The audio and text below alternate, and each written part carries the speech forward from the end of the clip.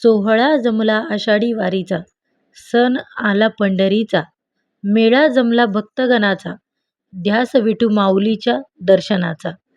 सगळ्या माझ्या यूट्यूब फॅमिलीला जे आहे तर आषाढी एकादशीच्या खूप खूप खूप साऱ्या शुभेच्छा.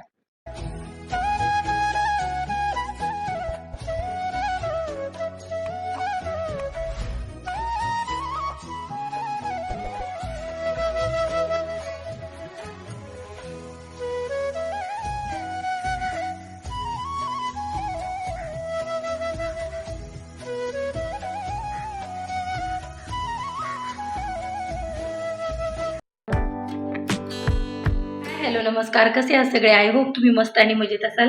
तर परत एकदा तुमचं सगळ्यांचं दीपावली वर्ल्ड लाईफस्टाईलमध्ये अगदी मनापासून स्वागत करते. मी सगळ्यात अगोदर सगळ्यांना श्री स्वामी समर्थ. तर आज आहे आषाढी एकादशी. तर आषाढी एकादशीची तुम्हाला सर्वांना खूप साऱ्या शुभेच्छा. काय झालं? काय झालं? विधीत आमचा फुगलेला आहे, कारण आत्ताच स्टूलवरून पडला ना, डोक्याला जोरात लागलं. त्याच्या स्टूलवर चढायला गेला आणि जोरात पडला. आमचं इकडे चालू मस्तपैकी सगळ्यांचं चहा ठेवणं. सकाळीच अगोदर सगळी देवपूजा वगैरे सगळं काही आवरून घेतले आणि मग त्यानंतर घरातले पुढचे कामं चालतील आता. म्हणजे मग देवपूजा कधी सकाळी लवकर केलेली चांगली. तर आता आम्ही चहा वगैरे घेतो. त्यानंतर आज ब्लॉगमध्ये काय काय असणार आहे तर ते तुमच्यासोबत नक्की शेअर करेन. तर सगळ्यात अगोदर जे आहे तर मी बाळकृष्णांच्या मूर्तीवर आज अभिषेक करून घेणार आहे पंचामृताचा, आणि पाण्याने जे आहे तर अभिषेक करून घेणार आहे. अगोदर पाण्याचा अभिषेक करून घेतलेला होता, पंचामृताचा नंतर अभिषेक केला, त्यानंतर परत पाण्याचा अभिषेक करणार आहे.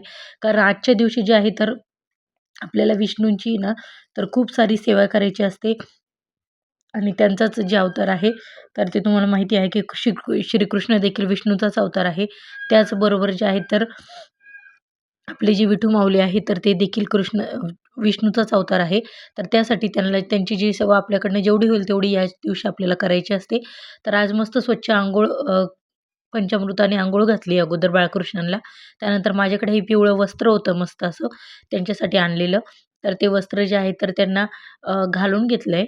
कारण मी हे गोकुळाष्टमीच्या वेळेसच जे आहे तर हे आणलेलं होतं. त्यानंतर आताच काढते, कारण रोजचं रोज मी जे आहे तर वस्त्र त्यांना घालत नाही.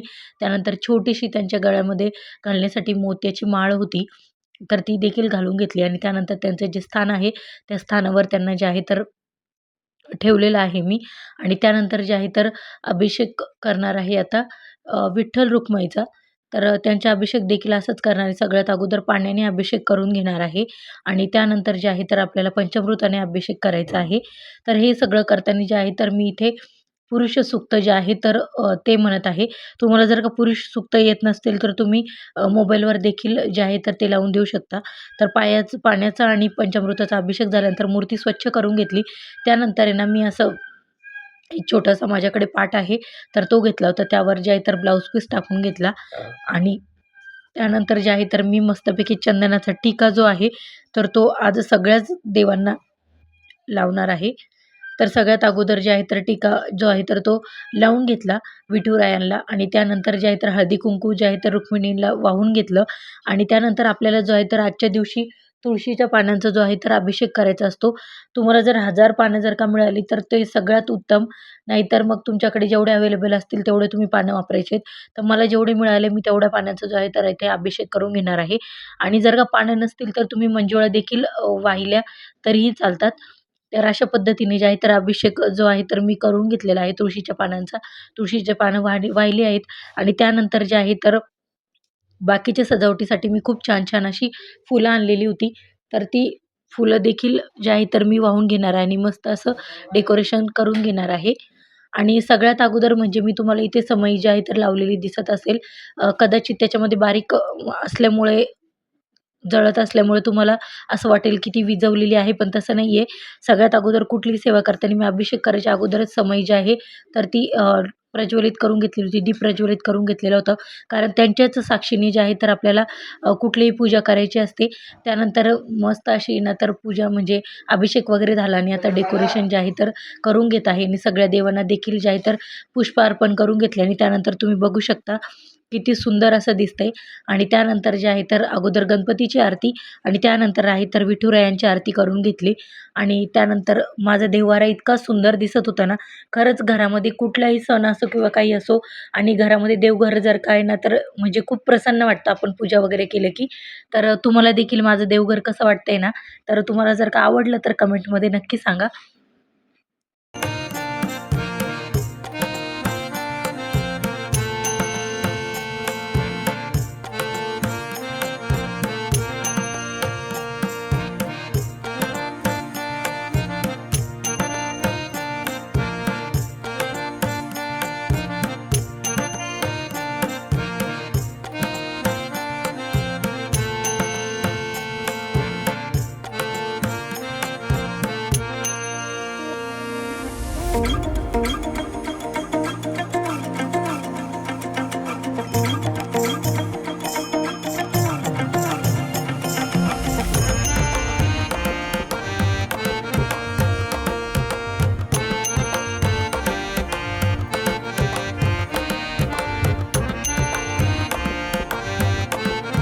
तर आत्ताच जे आहे तर साबुदाणा वगैरे जे आहे तर ते करून ठेवला. देवपूजा वगैरे सगळं काही आवरलं होतं. देवपूजा तुम्ही बघू शकता किती मस्त झालेली आहे आमची. आणि देवाला पण जे आहे तर फराळाचं जे आहे तर ते दाखवून दिलेलं आहे. आणि स्वामींसाठी देखील आहे ना तर साबुदाण्याची खीर केलेली होती. तर सगळ्यांचं फराळाचं वगैरे झालंय आणि आता मीच बाकी आहे, तर आता पटकन फराळाचं करून घेते. आणि त्यानंतर जमलं तर मंदिरामध्ये जायचंय. सगळ्या कॉलनीतले लेडीज जे आहेत तर सगळ्या मिळून जाणार आहे. तर त्यानंतर जर तर पुढचा ब्लॉग तिकडे गेल्यावर आहे ना तर तो कंटिन्यू करते. तर बघू आता अजून नक्की नाहीये. सगळ्यांचं जमलं तर जाणार आहे. नाहीतर नाही जाणार आहे. पण बघू आता जवळच आहे इथे. तर त्यानंतर पुढचा जो व्लॉग आहे तर तो तिकडे गेल्यावर मी कंटिन्यू करते. त्यानंतर दुपारी जे आहे तर जवळपासच आमच्या घराजवळ जे आहे तर ते विठ्ठल रुक्मिणी मंदिर आहे. तर तिथेच आम्ही सगळ्याजणी जे आहे तर दर्शनासाठी गेलेलो होतो. म्हणजेच कॉलनीतल्या सगळ्या ज्या लेडीज आहे, तर आम्ही सगळ्या मिळून गेलेलो होतो. आणि मी आतमध्ये जायला लागले तेव्हा इथे इतकी सुंदर खाली ना विठ्ठलाची रांगोळी काढलेली होती. पण मुलं जे आहे तर त्यावरच पाय वगैरे जे आहे तर ते जाऊन देत होते. तर त्यामुळे मी जे आहे तर त्यांना अगोदर रागवले. त्यांना बाजूला वगैरे केलं आणि त्यानंतर आहे ना तर मध्ये गेले. तर शूट घेता वेळेस आहे ना हे सगळं त्याच्यामध्ये आलं. कारण की एक छोटी मुलगी आहे, तर ती शूट घेत होती. त्यानंतर तुम्ही आज बघू शकता विठ्ठल रुक्मिणीची मूर्ती किती सुंदर आहे आणि त्यानंतर त्याला सजावट देखील खूप छान केलेली आहे. तर इथे जे आहे तर आता मी पूजा वगैरे जी आहे तर ती करून घेणार आहे.